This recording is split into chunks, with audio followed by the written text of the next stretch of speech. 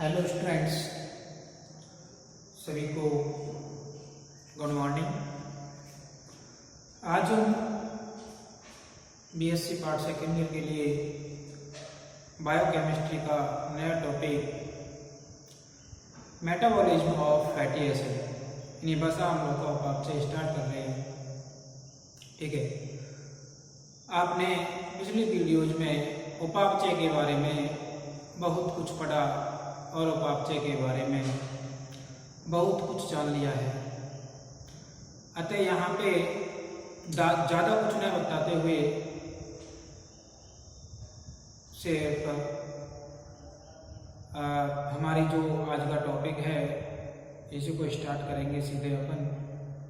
तो उपापचय जो होता है, उपापचय एक ऐसी घटना होती है जिसके फलस्वरूप ऊर्जा परिवर्तन एवं रासायनिक क्रियाएं होती हैं। ठीक है, उन रासायनिक क्रियाओं के फलस्वरूप जंतुओं को उपापचय के फलस्वरूप ऊर्जा की प्राप्ति होती है। ठीक है, तो जो आज का हमारा टॉपिक है बसा अम्लों का उपापचय।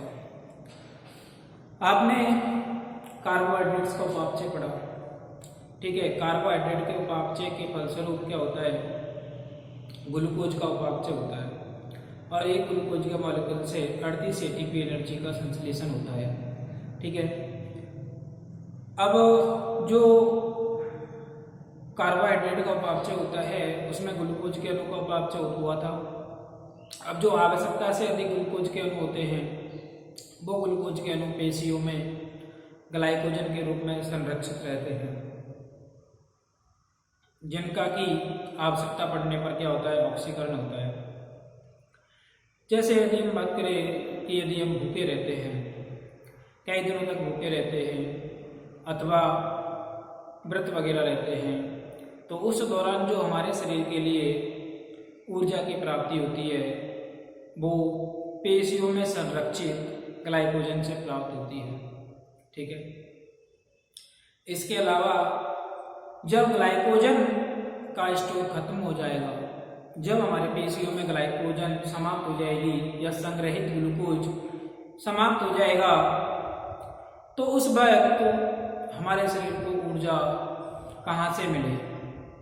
तो जब ग्लूकोज संग्रह खत्म हो जाता है उस दौरान हमारे शरीर को ऊर्जा की जो प्राप्ति होती है बसा अम्लों के उपापचय द्वारा होती है। बसा अम्लों के उपापचय द्वारा होती है। चूंकि ये बसा अम्ल क्या है, बसा अम्ल ही क्या होती है, लिपिड होती है। बसा अम्ल क्या है, लिपिड हैं और हम लिपिड चैप्टर पढ़ रहे हैं। ठीक है, तो जो बसा अम्लों का उपापचय है, बसा अम्लों के उपापचय के फलस्वरूप प्राणियों को अत्यधिक मात्रा में ऊर्जा की प्राप्ति होती है।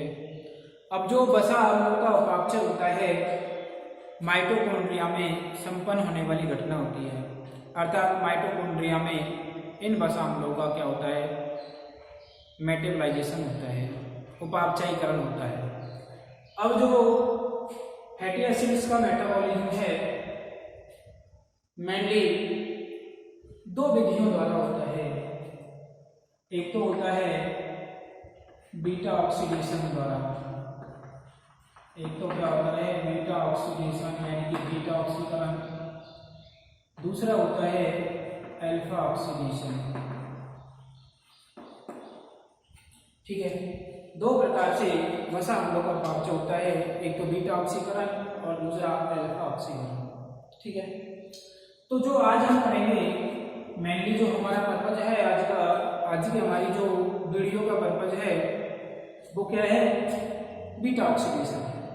ठीक है, तो बीटा ऑक्सीडेशन क्या होता है कि ना, देखिए एक बात होती है कि जब बसा अम्लों का उपापचय होता है तो बसा अम्लों के उपापचय में ऑक्सीकरण की घटना होती है, ऑक्सीजन की उपस्थिति में होने वाली घटना होती है और माइटोकॉन्ड्रिया में संपन्न होती है। तो ऑक्सीकरण के फलस्वरूप उस लंबी श्रृंखला वाले बसीय अम्ल से कार्बन अणुओं की कमी होती है। ठीक है, तो यहाँ पे जो बीटा ऑक्सीडेशन है, इस बीटा ऑक्सीडेशन में जैसे सपोज कीजिए कोई ये फैटी एसिड है CH2 CH2C,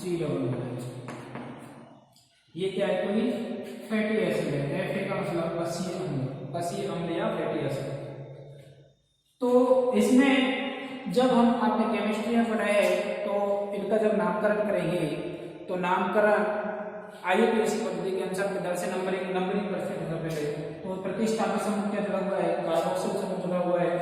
तो जिधर प्रतिस्थापी समूह जुड़ा हुआ होता है हम नंबर ऑफ दी काउंटिंग इधर से करते हैं, उधर से ही करते हैं। उधर से करेंगे 1 2 या फिर इस तरह से 1 2।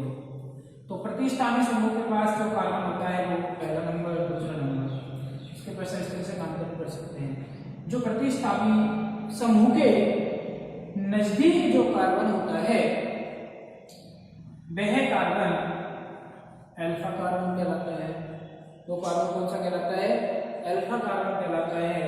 और 2 नंबर पर जो कार्बन होता है प्रतिस्थापी समूह के, वो बीटा कार्बन कहलाता है।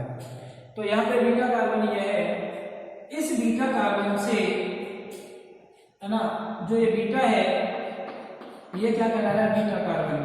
तो बीटा ऑक्सीडेशन में क्या होगा कि इस ऑक्सीकरण के फलस्वरूप, बीटा से क्या तात्पर्य है कि जब ऑक्सीकरण होगा ना तो उसमें बीटा कार्बन परमाणु की कमी होती है। किसकी कमी होती है, बीटा कार्बन परमाणु की। क्योंकि वसा अम्ल जो होते हैं लंबी कार्बन परमाणु श्रृंखला वाले होते हैं। तो एक लिपिड की श्रृंखला से बीटा ऑक्सीडेशन के दौरान एक टर्न में या एक चक्र में 2 कार्बन परमाणु की कमी देखी जाती है, उसे हम क्या कहते हैं, बीटा ऑक्सीडेशन। इस बीटा ऑक्सीडेशन को सर्वप्रथम जो दिया था वो साइंटिस्ट थे इग्नो या नूप जिसे कह सकते हैं। इस बीटा ऑक्सीडेशन को किसके द्वारा प्रतिपादित किया गया, नूप द्वारा प्रतिपादित किया गया और बताया कि जो लंबी कार्बन परमाणु श्रृंखला वाले फैटी एसिड्स होते हैं उन फैटी एसिड से कितने कार्बन परमाणु की कमी होती है, 2 कार्बन परमाणु कमी होती है। 2 कार्बन परमाणु लैस होते हैं। अब जो ये 2 कार्बन परमाणु लैस होते हैं वो किस कार्बन से होते हैं, बीटा कार्बन से होते हैं। इस वजह से इसको क्या बोलते हैं, बीटा ऑक्सीडेशन कहते हैं। ठीक है, तो इस तरह से ये बीटा ऑक्सीडेशन होता है। और बीटा ऑक्सीडेशन जो होता है माइटोकॉन्ड्रिया में संपन्न होता है। ठीक है, तो इस बीटा ऑक्सीडेशन में मेनली 5 पद होते हैं। कितने पद होते हैं, 5 स्टेप होते हैं, 5 पद होते हैं। ठीक है, पहला स्टेप जिसमें होता है वसा अम्लों का सक्रियण। पहला स्टेप क्या होता है, वसा अम्लों का सक्रियण। वसा अम्लों का सक्रियण, जो वसा अम्लों का सक्रियण हुआ, यह वसा अम्लों का सक्रियण साइटोसोल में होता है। किसके अंतर्गत होता है, साइटोसोल।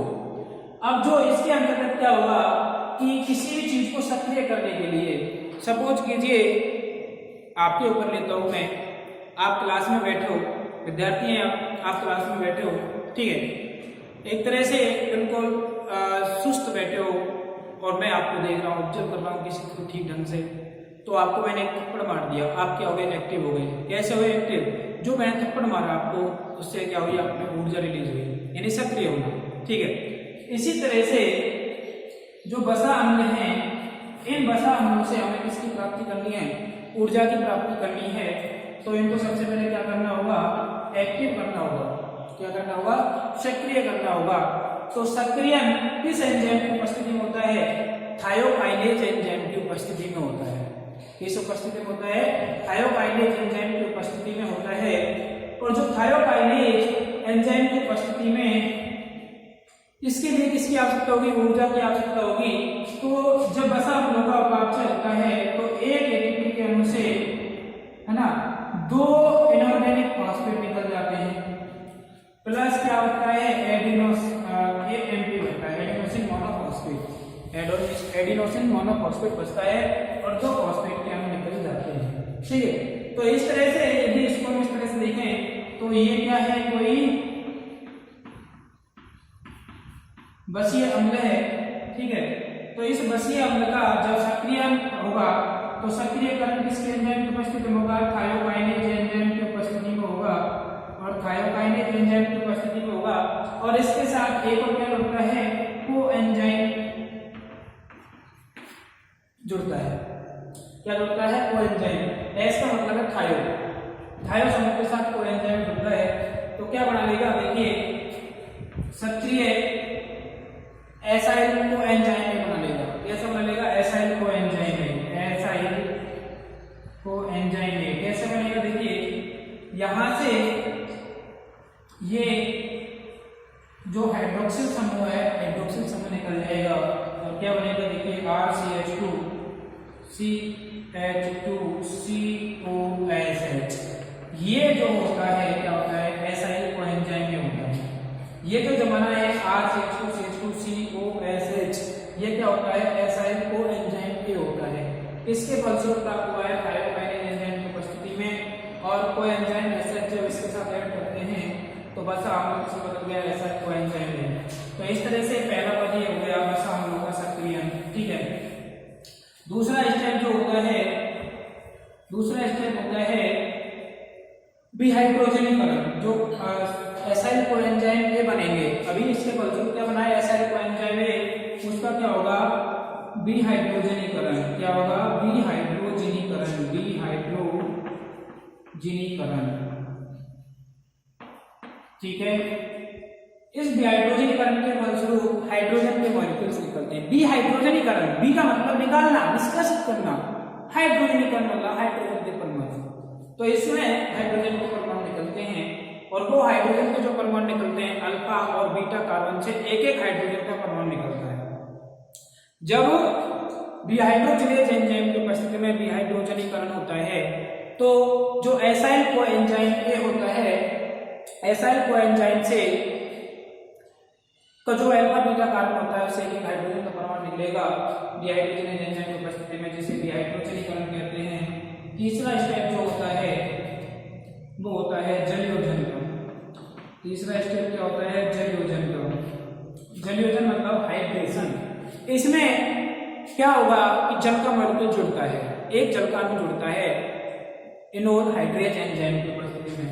और चौथा स्टेप होता है पुनः से विहाइड्रोजनीकरण, विहाइड्रोजनीकरण, विहाइड्रोजनीकरण, ठीक है। और पांचवा स्टेप जो होता है ना, थायोलाइकी,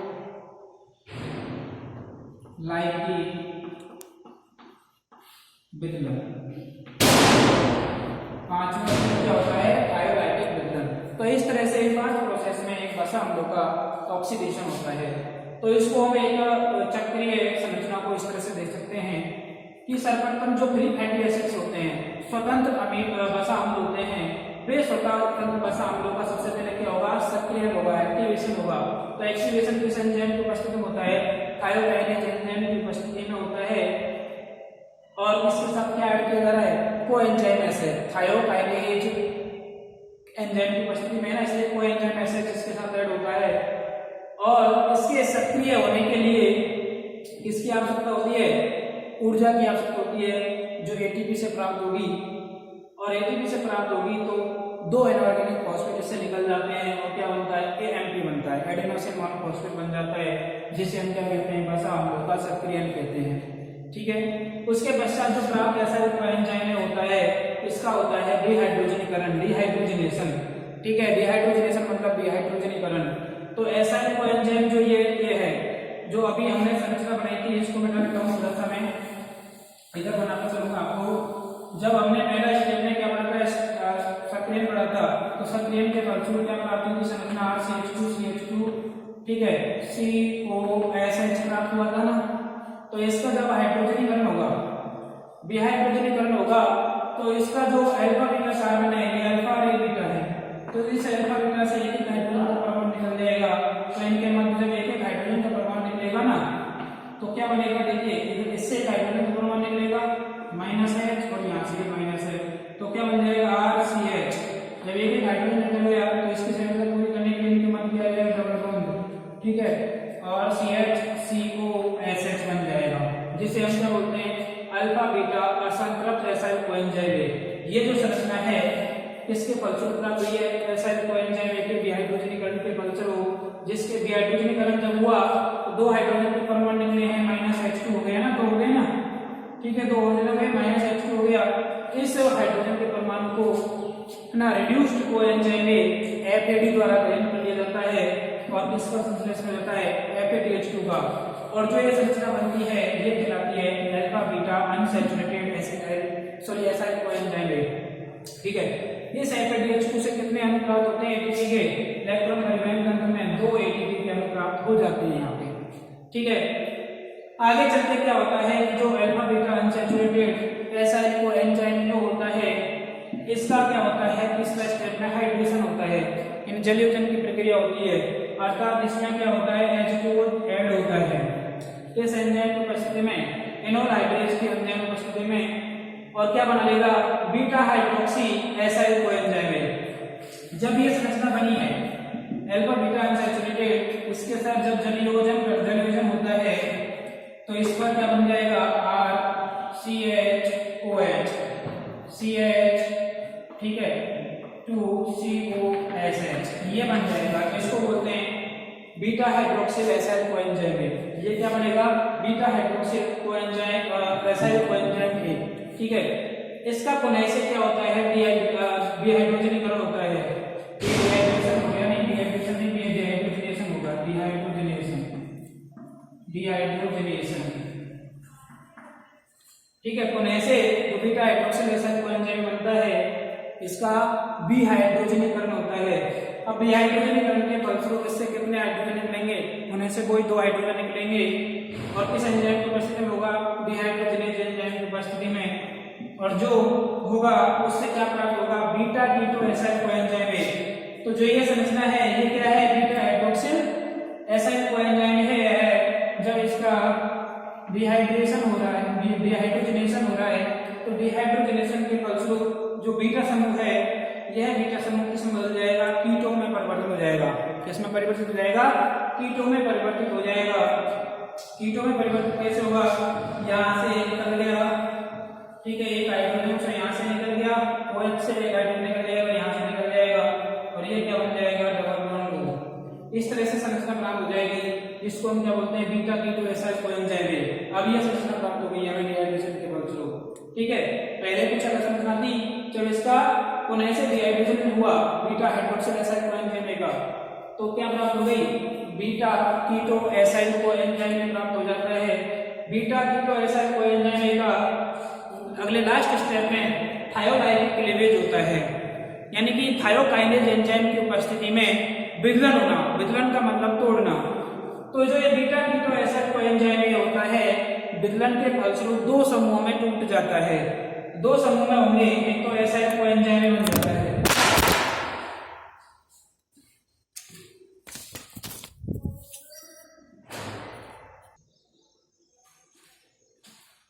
तो इस तरह से जो बीटा कीटो एसाइल कोएंजाइम है इसका विदलन के फलस्वरूप एक तो एसाइल कोएंजाइम बन जाता है। यह एसाइल कोएंजाइम में 2 कार्बन परमाणु कम का होता है।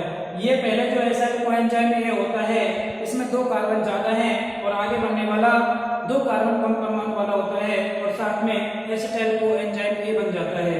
यह प्राप्त एसिटाइल कोएंजाइम ए कैसे प्रवेश कर जाता है, क्रेब्स चक्र में प्रवेश कर जाएगा, और क्रेब्स चक्र में प्रवेश करके इसका निर्माण कर लेगा, ऊर्जा का निर्माण कर लेता है। ठीक है, तो इस तरह से इस पूरी प्रोसेस में यदि देखा जाए, यदि हम देखें कि कोई पामेटिक अम्ल है, पामेटिक अम्ल में कार्बन संख्या होती है 15। पामेटिक अम्ल जो क्या है बसा अम्ल है, यदि उसका ऑक्सीकरण देते हैं तो जिसमें 15 कार्बन श्रृंखला होती है। ठीक है, तो क्या होगा कि सबसे पहले इसका क्या होगा सक्रियण होगा, सक्रियण के फलस्वरूप एसाइल कोएंजाइम बनेगा। जो एसाइल कोएंजाइम होगा कितने का होगा, कार्बन संख्या 15 वाला होगा, और अंत में क्या इसका प्राप्त होगा, ये लास्ट में एसाइल कोएंजाइम प्राप्त होता है, तो इसमें कितने रहेंगे C13 रहेंगे, और किसके रूप में निकल जाएगा एसिटाइल कोएंजाइम के रूप में 2 कार्बन परमाणु निकल जाएंगे, क्योंकि ये कितने कार्बन परमाणु होता है एसिटाइल कोएंजाइम 2 कार्बन परमाणु वाला होता है, जिससे ऊर्जा की प्राप्ति हो जाती है। तो इस तरह से देखा जाए कि जो बसा अम्लों का ऑक्सीकरण होता है वसा अम्लों के ऑक्सीकरण से कितनी मात्रा में ऊर्जा प्राप्ति होती है।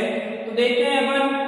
तो यहाँ पे एक H2 बना होता है जिससे कितने एटीपी प्राप्त होंगे, 2 एटीपी प्राप्त होंगे। एक H2 बना है इससे कितने एटीपी बनेंगे, 3 एटीपी बनेंगे। इस तरह से कितने एटीपी बने, 5 एटीपी बने हैं। ठीक है, तो इसका पूर्ण रूप से क्या होगा, विखंडन होगा। C15 है, C15 से सरल संरचना क्या अपना होगी, C1 वाली प्राप्त होगी। C1 वाली प्राप्त होगी तो यह चक्रीय प्रक्रम लगातार चलता रहेगा और अंत में क्या प्राप्त होता है, 2 कार्बन परमाणु कम प्राप्त होते हैं। तो इस तरह से यह C3 तक पहुंचने में कितने स्टेप लेगा, 7 लेगा। जैसे C15 से कितने बचे, पहले C13 बचे, C13 से C11 बचे, इसमें 9 बचे, फिर 7 बचे, फिर 5 बचे, फिर C3, फिर C1। अंत में C13 से कहां बचना है, C1 पर। तो कितने स्टेप हो जाएंगे, 1 2 3 4 5 6 7 8। इस तरह से पानी की अणु का जो ऑक्सीकरण होता है 8 चरणों में पूरा होता है, जिसमें 7 क्या बनते हैं, क्या होते हैं, 8 तो एसिटाइल कोएंजाइम में बनेंगे और 7 में एसाइल कोएंजाइम का निर्माण होगा। तो 7 बार चक्र गणना होगी मुख्य रूप से। तो 7 बार होने के कारण एक चक्र में कितना हो रहा है, 5 एटीपी का निर्माण हो रहा है, शुद्ध 5 एटीपी का निर्माण हो रहा है। तो 7 में कितना हो जाएगा, 35 एटीपी का एसिटाइल कोएंजाइम में बन रहा है एक, और कितनी बार हुआ है, 8 बार बने ना। एसिटाइल कोएंजाइम में कितनी बार बनेंगे, 8 बार बनेंगे। तो जो एक एसिटाइल कोएंजाइम ए का अणु होता है उससे, है ना, 8 एटीपी प्राप्त होते हैं। एक एसिटाइल कोएंजाइम ए के अणु से कितने प्राप्त होते हैं, 8 एटीपी, सॉरी 12 एटीपी प्राप्त होते हैं। कितने प्राप्त होते हैं, 12 एटीपी प्राप्त होते हैं। और कितने बनेंगे एसिटाइल कोएंजाइम में, 8 बनेंगे। इस तरह से कितने एटीपी बनेंगे, 12 × 96। टोटल कितने एटीपी बने, 96। और 96 प्लस कितने बनेंगे, 96 प्लस 35, 131, 9 6 5 11, हाँ सर 3 12 लिखते हैं, 131। और इस प्रक्रिया में एटीपी कितनी खर्च होती है, केवल 1 एटीपी खर्च होती है। तो इसमें से 1 निकाल देंगे तो बराबर 130 एटीपी बचते हैं। अतः कह सकते हैं कि जो वसा अम्ल होते हैं, वसा अम्लों के ऑक्सीकरण से 130 एटीपी ऊर्जा प्राप्त होती है। इसलिए वसा अम्ल जो होते हैं ऊर्जा के सबसे अच्छे स्रोत होते हैं। ठीक है, तो इस तरह से वसा अम्लों का क्या होता है, ऑक्सीडेशन होता है। Thank you so very much.